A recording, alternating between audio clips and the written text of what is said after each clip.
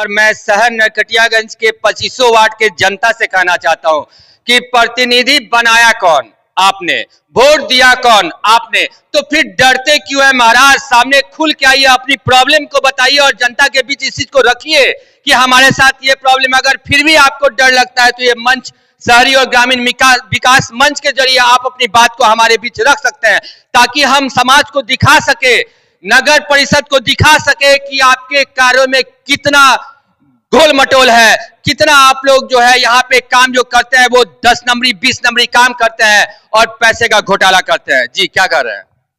ये देखिए, आपके चैनल के माध्यम से एक हमारा शिष्टमंडल जो है अनुमंडल पदाधिकारी नरकटियागंज से मिलने का काम करेगा। जो बैक डेट का खेल होता है नरकटियागंज नगर परिषद का, जो इशू रजिस्टर का मामला है, उसमें लोग ब्लैंक पेपर को छोड़ देते हैं कि बैक डेट में किसी का फाइनेंशियल पेमेंट कर देना, वर्क ऑर्डर तय करके उसको काम करा देना, लेकिन वो कहीं से भी जायज नहीं है। ये बिल्कुल गलत है। इसलिए हम लोग का एक शिष्टमंडल नरकटियागंज अनुमंडल पदाधिकारी महोदय से मिल करके नगर परिषद का जो इशू रजिस्टर है उसको मंगा करके जो ब्लैंक पेज है उसको क्रॉस करवाने की हम लोग मांग करते हैं इस मंच के माध्यम से। जी बहुत बहुत धन्यवाद। और हमारे समक्ष एक महिला है जो कि शहरी और ग्रामीण पूर्व प्रमुख शहरी और ग्रामीण विकास मंच के। तो मैडम, जिस तरह आप देख रही हैं कि अभी जो शहर में जो 2500 वार्ड है उसमें नगर परिषद के द्वारा विभिन्न प्रकार के कार्यों को कराया जा रहा है। काफी सारा आप देख रही हैं कि अभी कचरा लोडर गाड़ी भी आया है, साथ के साथ प्रत्येक वार्ड में रोड का काम हुआ है। जहां तक जनता कह रही है कि रोड 2 से 3 महीने में ध्वस्त हो जा रहा है।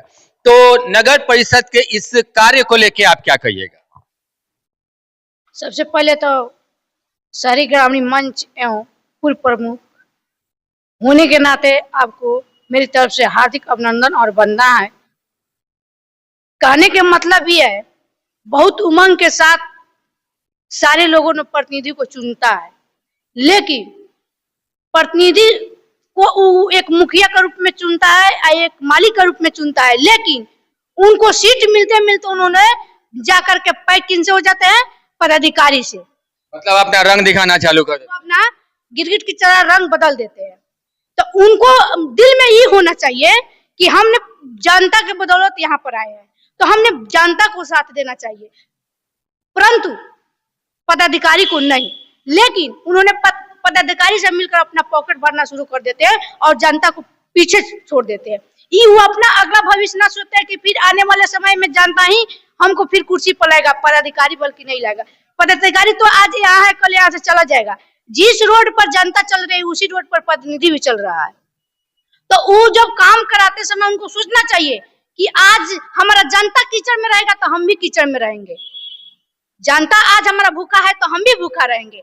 लेकिन वो उन लोग को नजर में नहीं दिखाई देती है। उन लोग को अगर नजर में दिखाई देती तो उन लोग जनता को साथ देता। ये एक नगर परिषद की बात नहीं है, ग्रामीणों की भी बात है, नगर परिषद की बात है, अस्पताल की बात है। सब जगह जाइए तो सबसे कमियां है तो प्रतिनिधि में है। जनप्रतिनिधि को चुन के जनता कुर्सी पे बिठाती है, लेकिन जनता का हक ये भी है कि अगर वो चाहे तो उन्हें कुर्सी से उतार भी सकती है।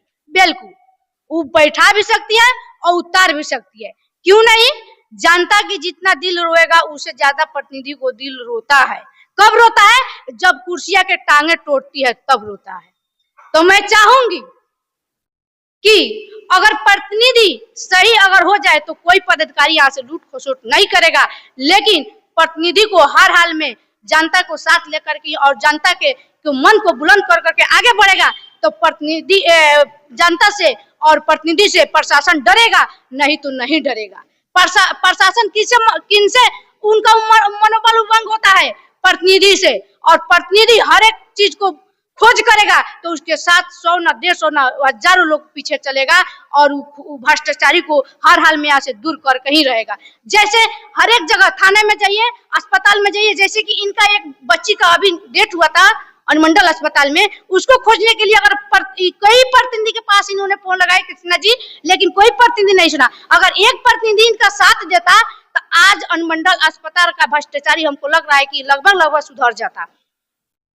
क्योंकि शहर में देखा जाए तो सांसद भी है, मंत्री भी है, विधायक भी है, लेकिन अनुमंडल अस्पताल वैसे ही है, वैसे की वैसे ही है। कितने सालों से उसमें दवाइयां नहीं है, फर्स्ट एड का सामान नहीं है, जो कि फर्स्ट एड किसी भी दुकान में आसानी से नहीं है, इंजेक्शन लगाने के लिए इवन नीडल भी नहीं है।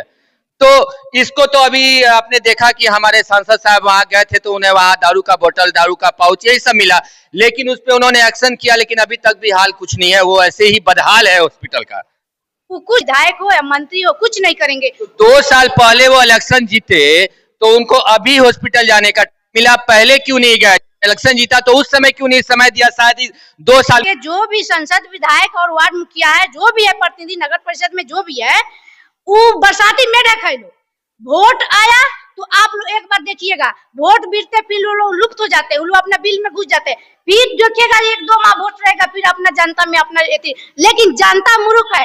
जब यहाँ पर कोई भी संसद विधायक जाता है तो सीधे वो लोग पूछे कि इतना दिन से आप कहाँ थे, इतना दिन से आपने भ्रष्टाचारी क्यों नहीं है? आपने वादा किया कि भ्रष्टाचारी को मैंने दूर करेंगे, तो क्यों नहीं करके दिखाया? तभी जाकर यहाँ का संसद और मंत्री जो भी है प्रतिनिधि, उसको जाकर के कान में और उनको दिमाग खुलेगा कि अगला बार ऐसा गलती नहीं। लेकिन जनता खोजेगी तभी होगा, प्रतिनिधि को तब भी जाकर के भेजा में घुसेगा और तभी उनको अजोर होगा।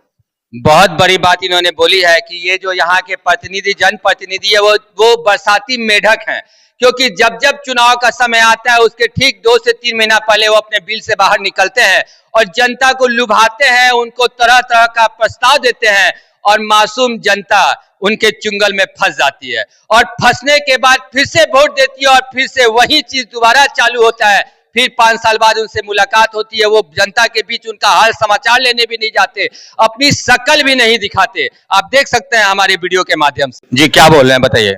जी, सबसे पहले तो विकास मंच के तरफ से और मैं कृष्णा कुमार पांडे समाज सेवी की तरफ से आपके चैनल के माध्यम से सभी टीमों को नमस्कार, सादर आमंत्रित और अभिनंदन है।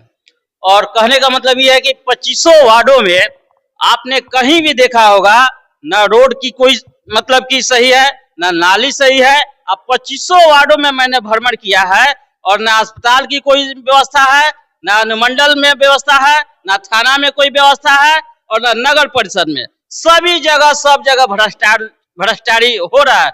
मतलब कि खैनी पीनी फेंकनी पाता, हमरा तरह कथी के नाता, इस सभी प्रतिनिधि का यही काम है।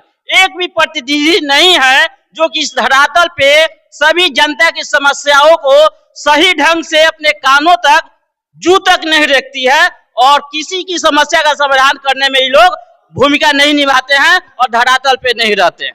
कृष्णा जी, आपको याद होगा कि आज से ठीक 2 साल पहले जबकि हमारी सभापति जब जीती थी तो उस समय मुझे लगता है कि लंबा चौड़ा जो है उनका एक रूल आया था कि हम लोग प्रत्येक महीने जो है जनसभा लगाएंगे, लोगों से और वार्ड के लोगों से उनकी परेशानी जानेंगे और कोशिश करेंगे कि उस परेशानी से जो है जनता को अवगत कराया जाए, उनसे उनकी छुटकारा दिलाया जाए। लेकिन जीतने के बाद तो आज तक मुझे नहीं लगता है कि किसी प्रकार का कोई सभा लगी हो किसी भी वार्ड में, या किसी तरह से जनता से पूछने उनके बीच गई हो कि आपको क्या परेशानी है, क्या दिक्कत है, या फिर जो ठेकेदार काम करा रहे हैं रोड का, उस रोड पे इवन निरीक्षण करने भी नहीं गए, या तो सभापति हो या उनके प्रतिनिधि हो। तो इसको लेके आप क्या कहिएगा?